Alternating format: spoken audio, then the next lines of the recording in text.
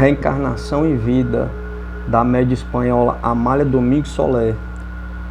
Começar o capítulo 6. Na culpa está o castigo.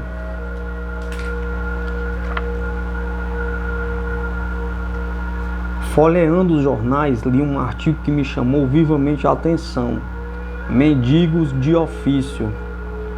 Faz poucos dias vi recolhido pela ronda um indivíduo que se dedicava a mendigar, mas tinha em seu poder 7.500 pesetas em papel e moedas de diversos países.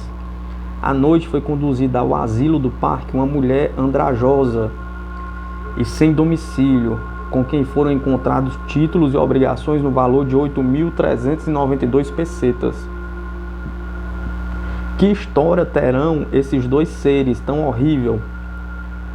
Vão pelo mundo carregados de ouro, mendigando o suplício de Tântalo, que, segundo a história mitológica, foi arrojado aos infernos, sofrendo horríveis castigos, que consistia em permanecer num lago, cuja água lhe chegava até o queixo e escapava de sua boca cada vez que, tendo horrível sede, queria beber, e em estar rodeado de árvores frutíferas cujos ramos se levavam até o céu,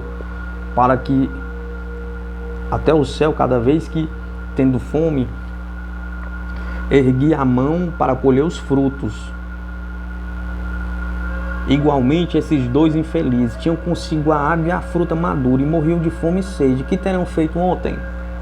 Pergunta. Que queres que tenha feito ontem? Me diz um espírito. Ela perguntou, que terão feito ontem? E o espírito respondeu para médium. Que queres que teria feito ontem? Ele respondeu com uma pergunta. Me diz um espírito. Faltaram com as leis divinas e também com as humanas, e hoje recolhem a colheita da semente que semearam. O mendigo de hoje implora a caridade pública. É uma dessas passadas existências, foi o prior de uma comunidade religiosa imensamente rica. O convento estava situado no campo, rodeado de muitas aldeias, cujos habitantes viam-se obrigados a dar ao prior o fruto maduro e abundante de suas colheitas e o melhor de seu gado. E ai daquele que não o fizesse, excomungava-o e ameaçava com as penas eternas do inferno. E aqueles infelizes, verdadeiramente atemorizados para não caírem no pecado mortal, ofereciam humildemente ao prior tudo quanto possuíam, com o fim de alcançar a glória eterna. Promessa que lhe fazia o prior sempre que levava o melhor de sua fazenda. E tanto abusou do seu poder, aquele homem cuja avareza não conhecia limites, que chegou a ser o açoite daqueles pobres seres crédulos, simples, que consideravam um verdadeiro santo. Mas tudo tem seu fim. E afinal, o prior deixou a terra. Nela deixou muitos bens, mas entrou num espaço tão pobre que não tinha um só átomo de virtude. Nele não havia senão vícios, e vícios incorrigíveis, pois apesar de seu guia fazê-lo ver seus erros nos quais havia vivido, e que era necessário retificar o caminho percorrido, voltou à terra repetidas vezes, sempre ansioso de dinheiro, ainda que sua expiação não lhe permitisse desfrutar de riquezas. Ele sempre procura entesourar e vai cruzando a terra sem ter nunca casa, nem lar, sempre temoroso da justiça, que lhe arrebate os tesouros que consegue possuir, uma vez pedindo esmola, outras por meio de furto ou do engano, mas sempre vivendo de maneira a mais miserável.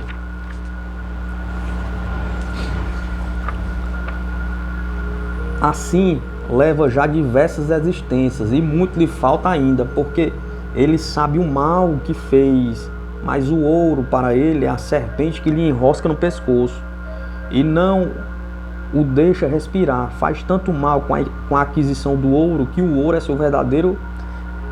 seu verdugo infeliz. Compadecei dos mendigos que levam entre seus farrapos a água e a fruta madura, que não acalma sua sede nem sua fome.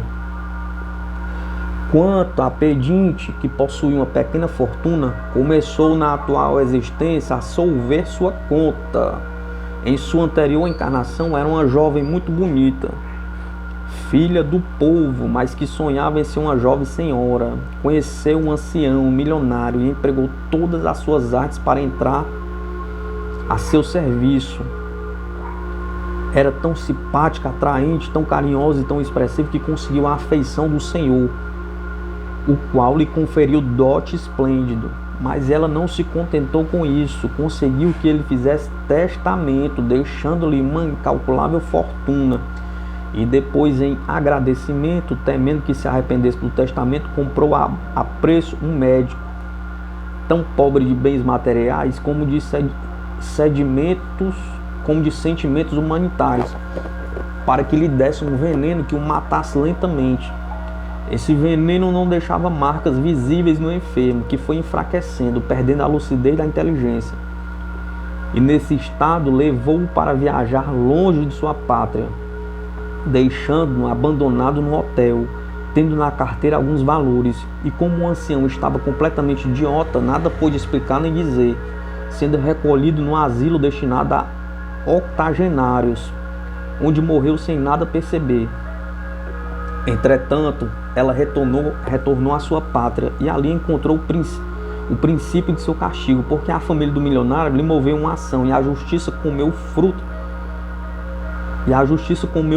de seu crime. Morreu quase na indigência e ao chegar ao espaço encontrou sua vítima, que a perdoou generosamente e a aconselhou que não seguisse por aquele caminho, mas que ao contrário se decidisse a saldar suas enormes contas, pois não era a primeira vez que cometia essas faltas. Seguiu seu conselho e nessa existência encontrou meios de possuir um punhado de ouro, mas não o desfruta, nem lhe serve para nada útil. É escrava de algumas moedas e vive sem viver, porque não merece viver tranquila quem pagou com tão negra ingratidão a generosidade e a afeição verdadeiramente paternal, com que a distinguiu seu protetor de alma nobre e elevada. Tens razão ao dizer que quando se vive mendigando e se traz consigo o suficiente para satisfazer as primeiras necessidades da vida, sem poder satisfazê-la, muito se terá errado. Compreendei esses infelizes que sofrem a pior das condenações. Adeus. Efetivamente, viver sob a intempérie, carecer de tudo e guardar afanosamente o que poderia salvar do sofrimento é ser verdugo de si mesmo. Por isso devemos viver dentro da mais severa moral, para não nos fazermos credores de sermos párias, os marginais degenerados, porque ninguém se interessa que vive na sombra aqui e ali, como é certo que na culpa está o castigo. Reencarnação e vida da médium espanhola Amália Domingues Soler. Entrar agora no capítulo 7, Espantosa Vingança.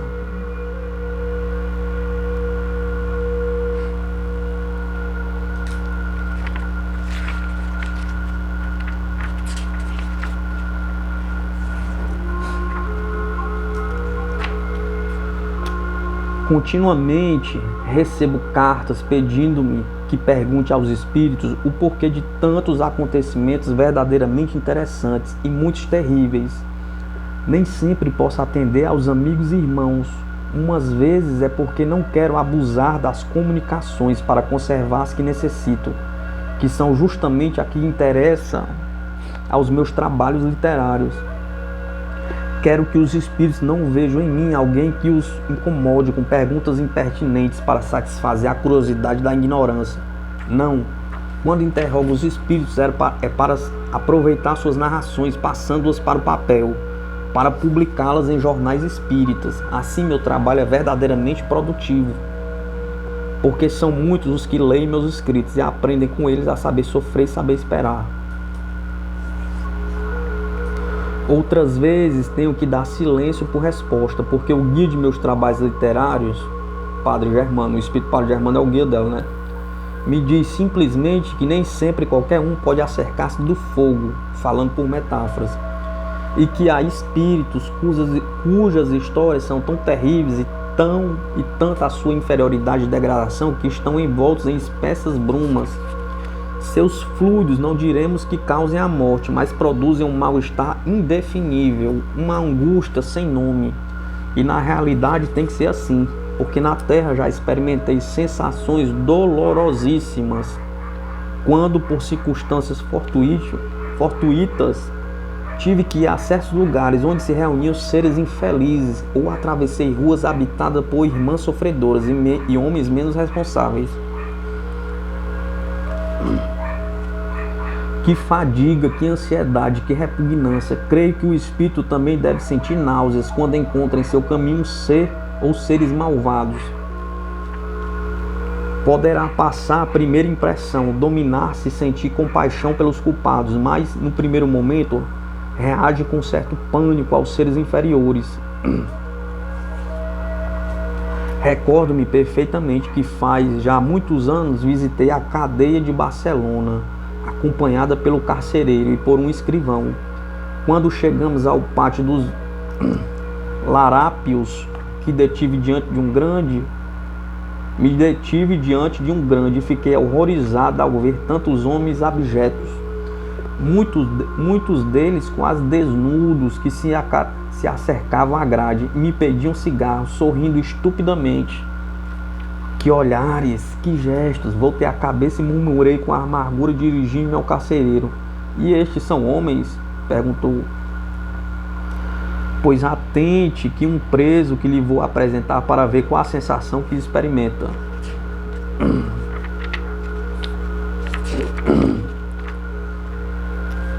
Continuamos andando e entramos numa cozinha muito limpa. Todos os utensílios estavam muito bem colocados e brilhavam as caçarolas de cobre como tivesse banho de ouro. Um homem pequeno e rochonchudo estava afiando uma faca.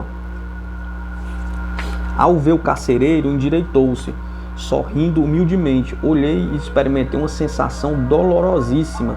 Parecia que por todo o meu corpo me cravavam finos espinhos e que martelos em fogo golpeavam minha fronte. O carcereiro, sem dúvida intencionalmente, lhe dirigiu a palavra. Fez várias perguntas para que eu tivesse tempo de contemplá-lo. Senti-me tão mal que saí da cozinha rapidamente, pedindo água, porque me afogava e com viva curiosidade disse ao carcereiro: que fez este homem? Por que está aqui? Porque violou suas 3 filhas e as 3 tiveram um filho que o pai e avô queriam estrangular, mas as 3 crianças se salvaram e ele seguira para o presídio de Ceuta dentro de alguns dias. Que horror! Agora me explico por que não podia estar perto deste homem.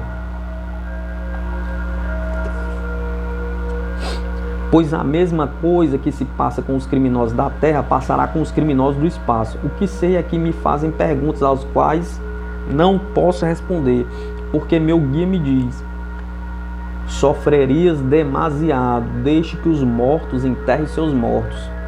Mas ultimamente escreveu-me do México um espírita muito interessado em saber o princípio de uma tragédia ocorrida no manicômio de São Hipólito, no México. Nesta casa de tratamento entrou em setembro de 1894 um enfermo chamado Ambrósio Sâmano. Os médicos disseram que estava intoxicado por marihuana e tinha mania impulsiva e homicida. De forte constituição, boa musculatura, tinha força hércula e dominava sem exagero algum a 3 homens pertencentes a uma família de neuropatas. Sua mãe é histérica, o pai neurastênico e o filho mais velho desse casal é também um doente. Ambrósio chamava-se a si mesmo de o Deus da Terra no hospital. Ficou célebre pela sua ferocidade, golpeava-se brutalmente, tirava a roupa e gritava: ninguém como eu. Faz pouco tempo entrou no hospital o senhor Antônio Marrom, jovem enfermo, mas não de loucura, por um descuido que não se pode explicar. Entrou Marrom num pátio onde Ambrósio passeava, tendo posta a camisa de força. Estava acompanhado por 2 guardas, mas estes foram chamados por alguém, e o louco ficou sozinho com Marrom. E este disse: dê-me a liberdade. E Marrom desamarrou os laços que sujeitavam a camisa de força, e o louco ficou livre.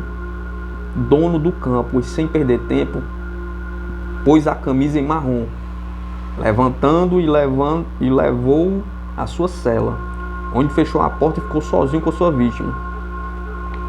Ninguém poderá saber como aconteceu o terrível drama entre a obscuridade da cela, mas os gritos dos outros loucos atraíram os guardas, que viram horrorizados que Marrom estava no solo com a camisa de força e os pés atados. O louco, de joelhos diante do cadáver, forçava para extrair um prego em forma de anzol enorme que ele mesmo havia incrustado pela 4ª vez no crânio de Marrom, e com tal força devia tê-lo cravado louco, que perfurou o crânio do infeliz Marrom e penetrou no soalho. Submeteram o louco a um interrogatório, dizendo-lhe: mataste um homem? Perguntou. E o louco respondeu: sim, senhor. Por quê? Porque estou amarrado e me canso dessa vida. Quero que me mandem a Belém. Mas aqui estás por encontrar-te enfermo. Não estou enfermo. Sim, estás louco. Não, senhor, não, senhor. Por que és tão mal? Porque estou amarrado. Se te soltasse, serias bom? Sim, senhor, sim, senhor. Muito mais longo e detalhado é o relato do Imparcial do México, de 8 de junho último. Com esse resumo é suficiente para ter-se ideia do terrível acontecimento do manicômio de São Hipólito. Epílogo de uma história de crimes tem que ser a morte do infeliz Marrom, que por uma série de circunstâncias inexplicáveis teve que estar à mercê de um louco terrível, que nunca andava só, sempre acompanhado de 2 guardas, mas foi naquele pátio destinado exclusivamente ao isolamento de loucos, um jovem que estava muito bem recomendado por seu irmão ao diretor do hospital, e que pagava muito bem sua pensão, era muito rico, e os 2 irmãos haviam herdado ultimamente 500.000 pesetas. Entrou precisamente no pátio, no momento em que os 2 guardas deixaram o louco sozinho, confiado em que não poderia usar os braços, e o louco manda e o outro obedece, e com extraordinária rapidez desenrola-se a tragédia. Isso não é produto da causalidade, mas seria um espantoso acaso, pois não se morre tão cruelmente atormentado sem antes haver cometido um delito semelhante. Mas quando o cometeu Marrom? Em que época? A sombra dos séculos apagará as páginas escritas em um livro, cujas folhas já não mais existem? Pergunta. Vã pergunta. Os feitos dos homens não se apagam jamais. Na grande lousa do infinito estão escritos todos os nossos vícios, nossas imprudências, nossos crimes. Aquelas cifras imborráveis estão esperando que Deus faça soma de todas elas, mas Ele jamais a somará, porque nunca uma só soma significará a perfeição absoluta do Espírito, e a perfeição somente pertence a Deus.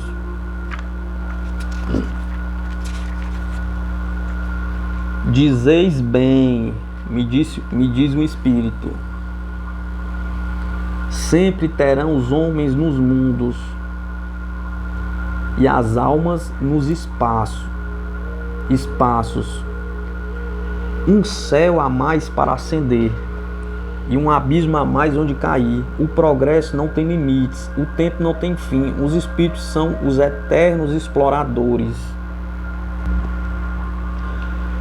os trabalhadores incansáveis, os mineiros do universo, os aeronautas da criação. O dia da vida universal não tem acaso, e a noite de repouso não existe. Pois bem, nessa história da humanidade, cuja primeira folha não se sabe com segurança em que época se escreveu, repontam episódios terroríficos terroríficos, ao mesmo tempo que encantadores idílios. Cada espírito é dono de empregar seu tempo segundo suas aspirações e seus desejos, mas se entrega a toda classe de excessos, mortificando algumas vezes sua carne e outras degradando sua inteligência. Esse epílogo de uma história, como chamam os acontecimentos ocorridos no manicômio, tem razão ao dizer que é o desenlace de um drama. Todos os que nele tomaram parte há tempo vêm lutando juntos. São 4 os autores que desempenharam seu papel na cena final. 3 estavam na terra e 1 no espaço. Esboçarei um capítulo da história desses desventurados, pois ainda não estáis em condição de penetrar muito a fundo na vida íntima de 4 seres que adquiriram grandes responsabilidades, deixando-se dominar por indomáveis paixões. Numa existência não muito longínqua, o que hoje se diz o Deus da Terra, era um homem feroz, indomável, para satisfazer seus lúbricos desejos. Manchou a honra de muitas mulheres, matou a traição e também cara a cara, segundo se apresentava a ocasião. E mais de um marido enganado, há mais de um pai desesperado pela desonra de sua filha. Entre os homens que morreram em suas mãos havia um conde que havia levado sua honra com a morte de sua esposa, e de sua única filha, desonrados pelo seu assassino. Este, ao morrer, jurou perseguir eternamente ao homem que lhe havia arrebatado a felicidade. Ao encarnar na terra, Ambrósio Samano, seu inimigo, se apoderou dele e ainda não o deixou. Dizes que para morrer atormentado tão cruelmente, deverá ter cometido um delito semelhante, e estáis certas afirmando-o. O jovem que morreu, por lhe ter sido perfurado o crânio, não cometeu por sua mão tal delito, mas presenciou feliz tal martírio que sofreu um chefe militar, vencido pela sua deslealdade e sua traição. O executor do crime foi o espírito que jurou não abandonar nunca o que hoje se chama o Deus da Terra. Esses espíritos estão unidos por uma cadeia de crimes elaborados em diversas existências. O que hoje morreu, parecendo inocente, tem muitas páginas escritas com sangue no livro da história. O espírito que obsedia o Deus da Terra vingou-se do matador e da vítima, porque ambos lhe arrebataram em outro tempo a honra, a fortuna e a felicidade. Até o irmão da vítima de hoje contribuiu para a realização de tal vingança, levando o pobre enfermo ao hospital onde deveria morrer.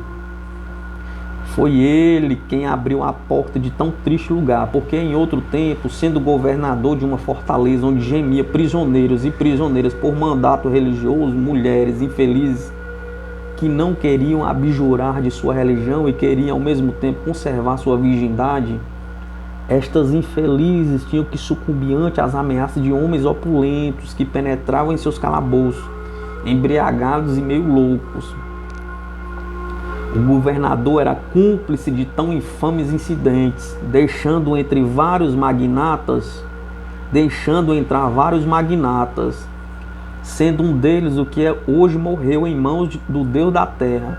Ontem abriu-lhes as portas de uma prisão para que saciasse seus brutais apetites, desonrando mulheres indefesas, e depois abriu-lhe as portas para que morresse como havia feito morrer a outro, com o crânio perfurado. Ele riu-se ontem nos momentos que passou sua vítima ao morrer, gozou com sua agonia, e o executor daquela horrível morte hoje levantou o braço daquele que acreditas louco, vingando-se os dois. Todos eles lavraram a sentença realizada hoje. Então, está escrito, perguntas. Sim, estava escrito. Não pela fatalidade, estava escrito pela série de crimes cometidos por todos eles. Aquele que passa por louco não está. É vítima de seu inimigo invisível. Poderá a ciência assegurar que pertence a uma família de desequilibrados, que ele mesmo estará. Mas tem horas, há dias, há noites que vê claro, muito claro, e diz: não estou louco, não estou. Sinto que por minhas veias corre chumbo derretido, sinto que meu cérebro estala, que umas mãos de ferro oprimem minha garganta, que tenho sede de sangue e ao mesmo tempo quero fugir para longe, muito longe daqui, para viver tranquilo nos braços de uma mulher amada. Tende piedade das vítimas de seus inimigos invisíveis. Sofrem o mais horrível dos tormentos. Lutam como verdadeiros titãs, cuja força é tão poderosa que hoje o mais forte da terra cai vencido. Compreendo que sofres, relatando tais horrores, mas tudo é útil. Assim como os anatomistas fazem a autópsia dos corpos inertes para estudar as enfermidades e os defeitos orgânicos que tanto atormentam a maioria dos homens, também é conveniente falar do invisível, do desconhecido. Não se contempla com o telescópio o mar do espaço onde navega numerosos sóis? Pergunta. Pois o mistério de além-túmulo também merece ser estudado, porque sem conhecer o desconhecido vive-se às cegas. Chega-se ao crime sem remorso. E chegando o momento em que os homens saibam que o inferno e a glória existem, que não estão embaixo nem em cima, e que o levamos em nós mesmos, que cada espírito constrói seu paraíso e seu inferno. Adeus. O espírito disse bem: é de grande utilidade o véu que cobre a vida de ontem. É verdade que se sofre delatando crimes, mas se as feridas do corpo são curadas cauterizando-as,